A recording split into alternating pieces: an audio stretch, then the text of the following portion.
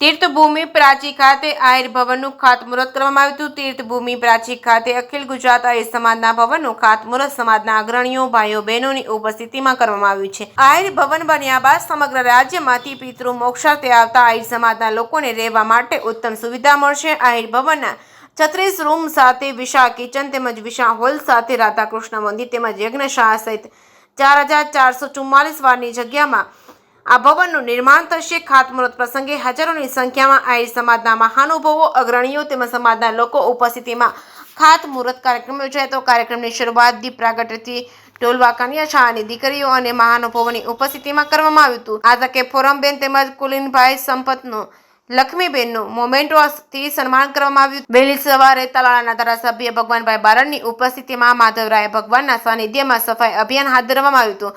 માધવરાય ભગવાન મંદિરથી પ્રાચી bus station સુધી સમાજના અગ્રણીઓ અને યુવાનો આ સફાઈ અભિયાનમાં જોડાયા હતા। આ તકે ભગવાનભાઈ પ્રાચી તીર્થભૂમિને સ્વચ્છ રાખવા માટે લોકોનો સંદેશો આપ્યો। કાર્યક્રમને સફળ બનાવવા સૂત્રાપાડા, તાલાળા, વેરાવળ, કોડીનાર તાલુકાના આહિર યુવક મંડળ તેમજ ટ્રસ્ટીઓએ ભારે જહેમત ઉઠાવી છે। જે કે સિંહ ગુજરાતી સાથે મહેશ વાજા, સોમનાથ।